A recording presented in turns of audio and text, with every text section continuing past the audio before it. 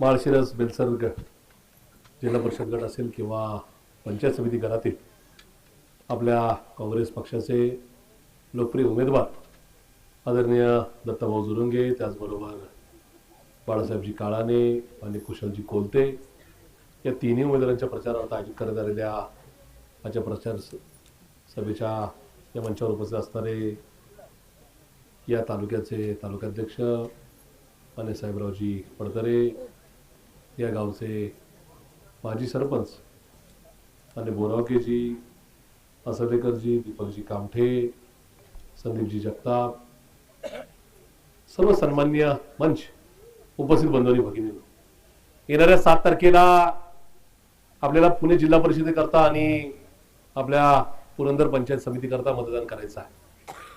हे मतदान करण्यासाठी आपण काँग्रेसलाच का मतदान करायचं आहे हे सांगण्यासाठी सगळे उमेदवारांनी मी या ठिकाणी आलेलो आहे. हे होत असताना 7 फेब्रुवारी 2026 ला आपण मतदान करणार आहोत. 7 फेब्रुवारी 2027 येईल, 7 फेब्रुवारी 2030 येईल, 7 फेब्रुवारी 2035 सुद्धा येईल, पण 7 फेब्रुवारी 2026 तुमच्या आयुष्यामध्ये पुन्हा कधी येणार नाही.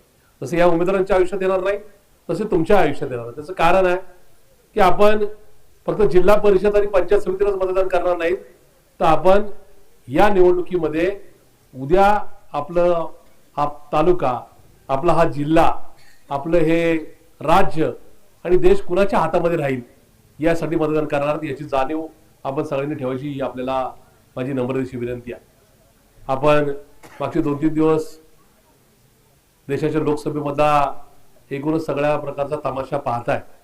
ज्या पद्धतीने भाजप, काँग्रेस पक्षाचे हे देशाचे विरोधी पक्षनेते, आमचे नेते राहुलजी गांधीजी यांना भाषण करण्यापासून रोखतीये किंवा सातत्याने, म्हणजे काल असेल, आज असेल, देशातील लोकसभेचे विरोधी पक्षाचे खासदार निलंबित करण्याचा प्रयत्न करतात. त्याच्यामुळे फक्त दाल में कुछ काला नाही तर पुरी दाल काली आहे अशा प्रकारचं चित्र हा देश पाहतोय. या देशाने स्वर्गीय पंडित जवाहरलाल नेहरूंपासून स्वर्गीय मनमोहन सिंगांपर्यंत काँग्रेसचे खासदार किंवा काँग्रेसचे पंतप्रधान पाहिले. मधल्या काळामध्ये वेगवेगळ्या पंतप्रधानांना संधी मिळाली, पण त्याच्यामध्ये भारतीय जनता, पूर्वीची जनता पार्टी किंवा नंतरच्या भारतीय जनता पार्टीचे 2 पंतप्रधान सुद्धा या देशाने किंवा तुम्ही सुद्धा पाहिले, ज्याच्यामध्ये स्वर्गीय अटल बिहारी वाजपेयी असतील, मोरारजी देसाई असतील आणि आता 3रे पंतप्रधान नरेंद्र मोदी असतील. या सगळ्या पंतप्रधानांमध्ये या देशाचा पंतप्रधान परदेशात जाऊन नाचला हा एकच पंतप्रधान पाहिला, त्याचं नाव नरेंद्र मोदी. ते इस्रायलमध्ये जाऊन नाचले आणि डोनाल्ड ट्रम्पच्या इशाऱ्यावर नाचले. त्याच्यामुळं आपला पंतप्रधान कुठेतरी कोणाच्या तरी जाऊन इशाऱ्यावर नाचतोय असा तमाशा या देशाने कधीच पाहिला नाही, आणि तो तमाशा आपल्याला पाहायला लागलाय ही भाजपची आणि एकूणच त्यांच्या मित्रपक्षांची कृपा आहे. त्याच्यामुळे आज दत्ताभाऊंच्या समोर किंवा बाळासाहेब काळांच्या समोर किंवा कुशल कोलतेच्या समोर जे उमेदवार आहेत ते सगळेचे सगळे मोदींच्या पक्षाचे किंवा मोदींना साथ देणाऱ्या पक्षामध्ये आहे. लहानपणी या ठिकाणी खूप साऱ्या लोकांनी किंवा अगदी जे ज्येष्ठ बसले त्यांनी तरुणपणी त्या ठिकाणी जी काही मालिका पाहिली असेल या ठिकाणी शक्तिमान नावाची, आम्ही नेहमी अलीकडच्या काळात तशीच वेळ आली आहे. गंगाधरी शक्तिमान आहे आणि शक्तिमानी गंगाधरी. तर तुम्ही ज्यांना मतदान करणार आहात ते भाजपला करणार आहात, ते मोदींनाच करणार आहात. तुम्ही घड्याळाला मतदान करणार आहात, ते मोदींनाच मतदान करणार आहात. तुम्ही कुठेतरी त्या ठिकाणी धनुष्यबाणाला मतदान करणार आहात तर ते मोदींनाच मतदान करणार आहात. त्याच्यामुळे आत्मचिंतन करा की या ठिकाणी तुमचं मतदान जर घड्याळाला जाणार असेल तर ते मोदींना जाणार आहे, तुमचं मतदान जर धनुष्यबाणाला जाणार असेल तर ते मोदींना जाणार आहे, आणि तुमचं मतदान जर त्या ठिकाणी कमळाला जाणार असेल तर ते मोदींना जाणार आहे. त्याच्यामुळं या सगळ्या प्रकारामध्ये आपली फसवणूक होणार नाही याची काळजी मात्र नक्की घ्या. आणि हे सांगण्यासाठी माझ्याकडे बरेचसे मुद्दे आहेत, मला या ठिकाणी आपल्याला सांगायचे. तुमच्या आता एक ऍक्च्युली जेवणाची वेळ झालेली आहे. ज्या महिला भगिनी काही स्वयंपाक करून आल्या असेल, या ठिकाणी काहींना स्वयंपाक जाऊन करायचा असेल, तर आता म्हणून तर काही जेवण ठेवलेलं नाही, कारण की आचारसंहिता आहे. त्यामुळं जे आपण जेवायला नक्की भेटू, पण असोलेकरजी कधी निवडणुकीनंतर भेटू. कारण की अलीकडच्या काळात लोक बिर्याणी पाठवत आहेत, फक्त निवडणुकीच्या काळात पाठवतात. त्यांनी अगोदरही पाठवली नाही आणि नंतरही पाठवणार नाही. पण आपण गावकीतली मंडळी आहात, मला महिला भगिनींना सांगायचंय, तुम्हाला या ठिकाणी ज्याची नाही का एकूणच सगळ्यात जास्त नाही का टोचणी लागते, सगळ्यात जास्त गोष्टीचा त्रास होतो, तो कुठल्या गोष्टीचा असेल. स्वयंपाक करत असताना कुठेतरी सासू सांगते की सुनेला जरा गॅस जरा जपून वापर, कुठली तरी जाव सांगते, मोठी जाव सांगते धाकट्या जावेला सिलेंडर संपूर्ण वापर बाबा, आता सिलेंडर काय पहिल्यासारखा राहिलेलं नाही. या देशाला स्वातंत्र्य मिळालं 15 ऑगस्ट 1947 साली. त्यावेळेस पंतप्रधान होते स्वर्गीय पंडित जवाहरलाल नेहरू. देश स्वतंत्र झाला त्यावेळेस टाचणी निर्माण करण्याचा सुद्धा कारखाना या देशामध्ये नव्हता. त्यावेळेस खूप मोजकी घराणी, राजघराणी असतील किंवा त्या ठिकाणी त्यावेळेस शिक्षित असणारी, त्याचबरोबर ब्रिटिश घराणा का जे ऑफिसर होते त्यांच्या घरामध्ये गॅस सिलेंडर होता. गॅस सिलेंडर यायचा परदेशातून. त्या गॅस सिलेंडरची किंमत किती होती 47 साली? ₹1.5. त्यानंतर म्हणजे पंतप्रधान कोण होते त्यावेळेस? पंडित जवाहरलाल नेहरू. पक्ष कुठला होता? काँग्रेस. या देशाने काँग्रेसचा शेवटचा पंतप्रधान पाहिला किंवा होते तो दिवस होता 24 मे 2014, ज्या दिवशी डॉक्टर मनमोहन सिंग हे काँग्रेसचे पंतप्रधान म्हणून त्यांचा शेवटचा दिवस होता. आणि 25 मे 2014 या देशाचं पंतप्रधान पदाची शपथ घेतली नरेंद्र मोदींनी. पण मी हे मुद्दाम तुम्हाला का सांगतो तर काँग्रेसचे पहिले पंतप्रधान पंडित जवाहरलाल नेहरू दिवस होता 15 ऑगस्ट 1947 साल. त्या दिवशी सिलेंडरची किंमत होती ₹1.5. आणि काँग्रेसचा शेवटचा पंतप्रधान स्वर्गीय मनमोहन सिंग, पक्ष काँग्रेस, या ठिकाणी गॅस सिलेंडरची किंमत होती ₹340. ₹1.5चा गॅस सिलेंडर ₹340 व्हायला वर्ष किती लागली? 68 वर्ष. आणि ₹340चा गॅस सिलेंडर ₹1000 व्हायला किती वर्ष लागली? 12 वर्ष. काल झाली ना, काल ₹50 गॅस सिलेंडर वाढला. ₹250 परवापर्यंत होता, आता ₹1000 झाला. आता तुम्ही सांगा की ज्यांनी ₹1.5चा गॅस सिलेंडर ₹340 करायला 68 वर्ष लावली, त्याच पक्षाला बदनाम करून जे सत्तेवर आले त्यांनी ₹340चा गॅस सिलेंडर व्हायला ₹1000 लावली. मतदान करताना महागाई कमी ठेवणाऱ्यांना मतदान करणार का महागाई वाढवणाऱ्यांना मतदान करणार याची सुद्धा त्या ठिकाणी तुम्ही नोंद घ्यायची, याची माझी तुम्हाला नम्रतेची विनंती. आता दत्ता भाऊ येत असताना शिवसेना आणि दुसऱ्या पक्षांच्या उमेदवारांच्या त्या ठिकाणी गाड्या मी पाहत होतो प्रचाराच्या, ज्याच्यामध्ये एलईडी व्हॅन होत्या आणि एलईडी व्हॅन मध्ये हायवे रस्ता दाखवत होतो.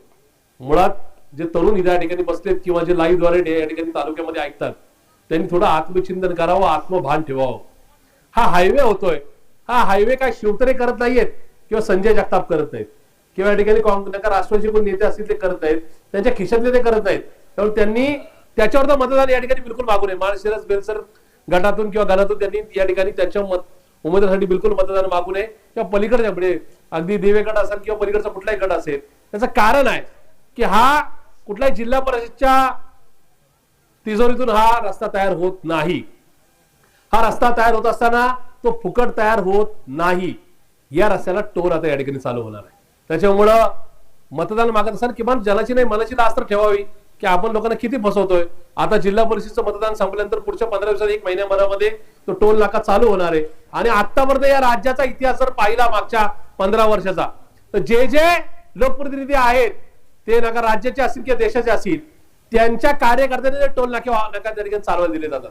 ते यांत्रिकी पद्धतीने जरी असतील, टोल हा डायरेक्ट नका त्या ठिकाणी नका जरी कट होत असेल डायरेक्ट सॅटेलाइट मार्फत किंवा एकूणच यांत्रिकी पद्धतीने जरी होत असेल, तरी हा टोल आकारत असताना त्या टोल नाक्याला सुरक्षा देण्यासाठी एखादा तालुक्यातला माणूस नडला नाही मी टोल भरणार, तर त्याला फटकावण्यासाठी मारण्यासाठी ही सत्ताधारी मंडळीची नका कार्यकर्ते त्या ठिकाणी दिले जातात. त्याच्यामुळं आज तुमची जिल्हा परिषदची निवडणूक आहे, आज तुमची पंचायत समितीची निवडणूक आहे, म्हणून त्या ठिकाणी तुमचा टोल नाका चालू झालेला आहे. पण एक लक्षात ठेवा, 7 तारखेच्या मतदानामध्ये आणि 9 तारखेच्या मतमोजणी झाल्यानंतर तुम्हाला कदाचित मार्चच्या पहिल्या आठवड्यामध्ये तो टोल नाका चालू झालेला असेल. तेव्हा शिवतरे म्हणणार की मला काय माहिती नाही, या ठिकाणी तो काय प्रायव्हेट कॉन्ट्रॅक्टरच्या माध्यमातून तो टोल नाका रस्ता झालेला आहे, तर मी त्या ठिकाणी टोल थांबू शकत नाही. आणि त्यांना माहिती आहे की पुढची लोकसभेची निवडणूक 3 वर्षांनी आहे, पुढची विधानसभेची निवडणूक ही 4.25 वर्षाची आहे, 4.25 वर्षांनी आहे, आणि पुढची जिल्हा परिषद पंचायत समितीची निवडणूक ही तब्बल 5 वर्षांनी आहे. तर तुम्हाला लुटण्यासाठी हा सगळा विषय. त्याच्यामुळं जे चांगलं काम केलं असेल तर त्या ठिकाणी ते दाखवून त्यांनी निश्चित मतदान मागावं. पण जे काम प्रायव्हेट कॉन्ट्रॅक्टरच्या मार्फत झालेलं आहे, जे या ठिकाणी टोल चार्ज करून त्या ठिकाणी उद्याच्या काळात तो रस्ता वापरला जाणार आहे, ते दाखवून या ठिकाणी माळशिरस किंवा बेलसर गटातून किंवा गणातून मतदान मागण्याचं काम हे घड्याळाने, कमळाने आणि धनुष्यबाणाने करू नये, ही सुद्धा मला नम्रतेची विनंती आहे. या ठिकाणी जो तरुण वर्ग बसलाय, ती तरुणी वस्ती असेल का तरुण बसलेला असेल, ज्याच्या हातामध्ये अँड्रॉइड मोबाईल आहे, ज्याच्या हातात आयफोन आहे, ज्याला कंटिन्यू या ठिकाणी रील्स बघायला आवडतंय, गुगल सर्च करायला आवडतंय, मला त्याला सांगायचं आहे, तुमच्या घरावर दरोडा घातलेली मंडळी तुम्हाला मतदान मागायला येत आहे. मी पुन्हा एकदा जबाबदारी सांगू इच्छितोय, या ठिकाणी तुमच्या घरावर दरोडा घालणारी मंडळी या ठिकाणी तुम्हाला मतदान मागायला येतं. त्याचं कारण आहे, आता या जिल्ह्यामध्ये टोल रोडचं काम चालू आहे. या टोल रोडचं काम या ठिकाणी होत असताना जिल्ह्यातला अंतर्गत काय या ठिकाणी वर्तुळाकार रस्ता तयार होणार आहे.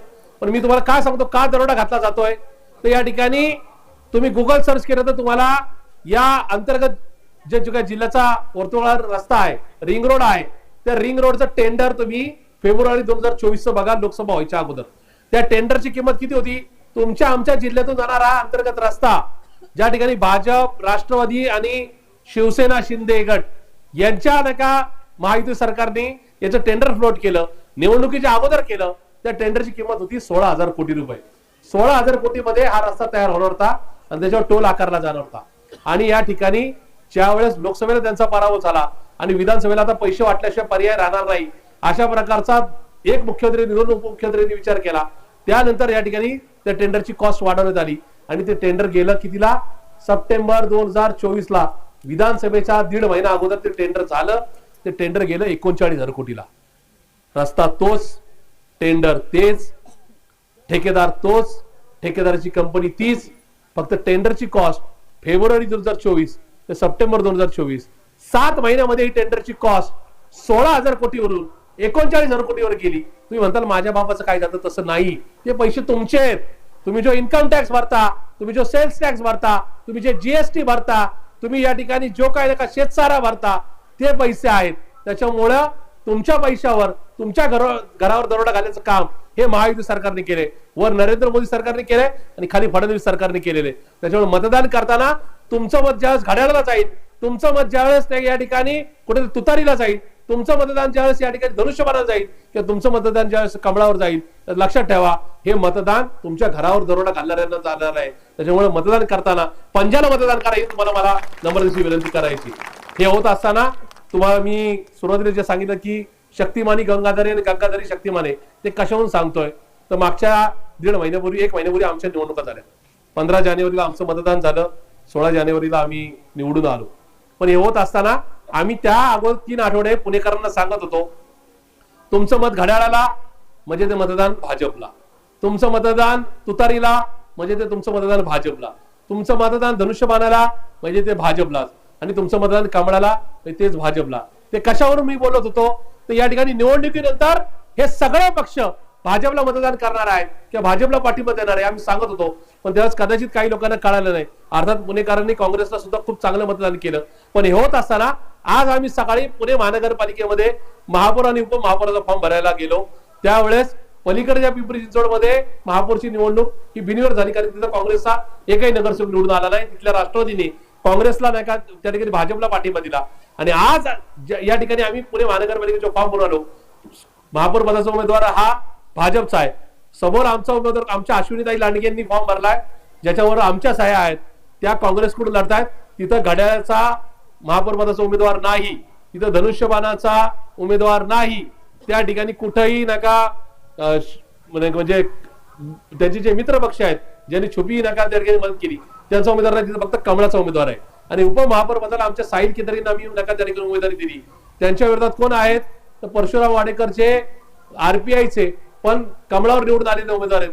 त्यांच्या विरोधात कोण लढतंय, तर पंजा अर्थात आमचे साहिल केदारी लढतात. हे तुम्हाला मुद्दाम का सांगितलं, तर आम्ही बाबा पोट तिडकीने सांगत होतो पुणेकरांना की त्या ठिकाणी तुम्हाला मतदान करायचंय तर थेट तुम्ही पंजाला करा, नाही तर तुम्ही कमळाला मतदान करायच्या ऐवजी जर कदाचित घड्याळाला केलं किंवा त्या ठिकाणी कुठेतरी धनुष्यबाणाला केलं तर ते मतदान कमळालाच जाणार आहे. तुमचा कमळावर राग आहे तर कमळ, धनुष्यबाण आणि घड्याळ बाजूला ठेवून पंजालाच मतदान करा, तर खऱ्या अर्थाने लोकशाही जिवंत राहील. आणि म्हणून या ठिकाणी शेवटच्या 1 मिनिटामध्ये जाता भाषणामध्ये तुम्हाला मी एवढंच सांगेन, कारण आचारसंहितेचं काळ आहे, या ठिकाणी हे सगळं लाईव्ह जात आहे. त्यामुळे आचारसंहिता भंगाची केस यांच्यावर होणे, आम्ही ते निवडून आलोय पण यांच्यावर होणे, त्याच्यामुळे ती काळजी सुद्धा घेतली पाहिजे. म्हणून मला जाता जाता नम्रतेची विनंती करायची, ही निवडणूक जरी जिल्हा परिषदेची वाटत असेल, ही निवडणूक जरी पंचायत समितीची वाटत असेल, तर ही निवडणूक उद्या तुमचा पंतप्रधान या ठिकाणी चांगला नका व्हायला पाहिजे. तो पंतप्रधान दुसऱ्याच्या गावात जाऊन नाचला नाही पाहिजे. त्याच्यासाठी तुम्ही खालचा उमेदवार जिल्हा परिषदचा पंचायत समितीचा जेव्हा निवडून देताल तर या ठिकाणी पुढचा तो वर्षाचा पंतप्रधान तो म्हणाल की लोकांनी मला धडा शिकवला, इथून पुढे मी कोणाच्या पार्टीत जाऊन नाचणार नाही. या ठिकाणी या प्रकार देशाचे जे लष्कर प्रमुख आहेत त्यांनी सांगितलं की ज्यावेळेस चायनाचं नका सैन्य इकडे आलं त्यावेळेस माझ्या पंतप्रधानांनी मला परवानगी दिली नाही चायनावर आक्रमण करायची, आणि त्याच्यामुळे कुठेतरी त्याची किंमत आम्हाला मोजायला लागली. आणि म्हणून या ठिकाणी मला हे सांगायचं आहे की उद्या आपला देश चायना किंवा पाकिस्तानच्या ताब्यात जाऊ नये याच्याकरता कमळवाल्यांना, धनुष्यबाणवाल्यांना आणि या ठिकाणी घड्याळवाल्यांना धडा शिकवा, ही माझी तुम्हाला नम्रतेची विनंती आहे। हे होत असताना पुन्हा एकदा सांगतो, 7 फेब्रुवारी 2026 हा तुमच्या आणि उमेदवारांच्या आयुष्यामध्ये पुन्हा कधी येणार नाही आणि म्हणून एक चांगला जिल्हा परिषदचा सदस्य, 2 चांगले पंचायत समितीचे सदस्य उद्याच्या काळामध्ये तुमची जिल्हा परिषदमध्ये आणि पंचायत समितीमध्ये चांगली भूमिका मांडतील, यासाठी पंजाच्या चिन्हासमोरचं बटन दाबून मान्य दत्ताभाऊ सुरंगे असतील, बाळासाहेबजी काळाने असतील किंवा कुशलजी कोलते असतील, या तिन्ही उमेदवारांना बहुसंख्येने बहुमताने निवडून द्या, ही नम्रतेची कळकळीची विनंती करून या ठिकाणी थांबतो। धन्यवाद। जय हिंद, जय महाराष्ट्र, जय संविधान।